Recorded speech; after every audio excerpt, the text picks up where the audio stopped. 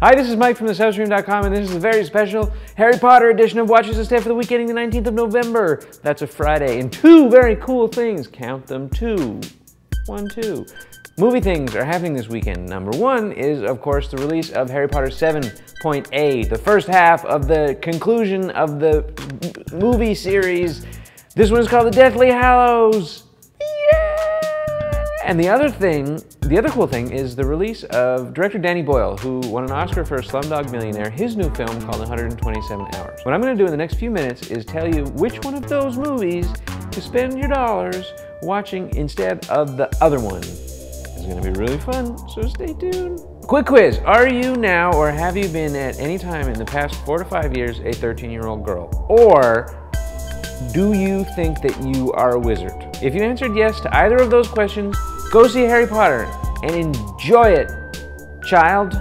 But if there's any sliver, if you answered no, and there's any sliver of doubt that thinks, maybe I don't need to see this Harry Potter movie. Maybe I don't have to know how it ends because it doesn't really matter how it ends because it's not that interesting a story. If there's any small sliver of doubt that thinks, you know, maybe I don't need to see Harry Potter because it's not for me because I'm not a child, then go see 127 Hours instead because it's a spectacular movie and you'll just love it. It's a true story of canyoneer outdoorsman Aaron Ralston, who's played in the film by one of the 2 or 3 best young actors working, and I say that sincerely. I believe that to be true, James Franco. And what Ralston does is goes out for the weekend to explore one of his favorite canyons in Utah. And then he slides down a crevasse and gets his arm pinned against the wall of a canyon by a giant boulder. And the film is the story of the ensuing 5 days as he slowly drains his bottle of water and starts to hallucinate, as he records, and this is true, goodbye messages to his parents on the video camera that he happened to bring with him, and contemplates the ultimate eventuality, which is him cutting off his own arm with a really dull knife. And it sounds like a weird project for Boyle, who's known for this hyper-kinetic,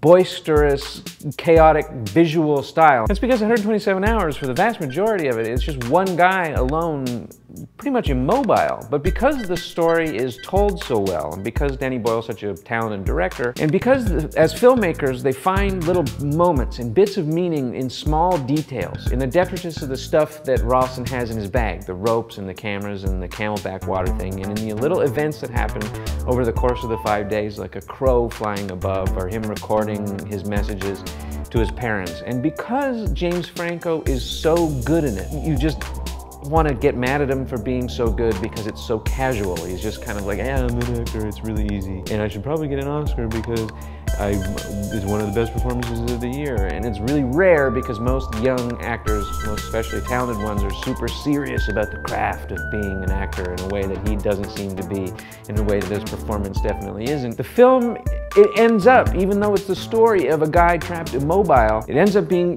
viscerally compelling, and not just compelling in the, oh, what an interesting British film, what an interesting idea with a young Hollywood actor who's daring perform, intellectual kind of compelling way, although it is kind of that as well. It's a great film, and it becomes even better in retrospect when you think back on what they were able to do with such a simple story. But because it's told with such honesty and attention to detail and character detail, it ends up being 1,000,000 times more full of real human emotion and story than something like Harry Potter 7.1, The Deathly Hallows Part A, the first half, which despite having like 400 times more characters and despite being twice as long, ends up having about half of the real, true human emotion and ends up being about half as moving as a film like 127 Hours. So go see 127 Hours instead, unless you're 13, or you wish you were 13, or you're a wizard.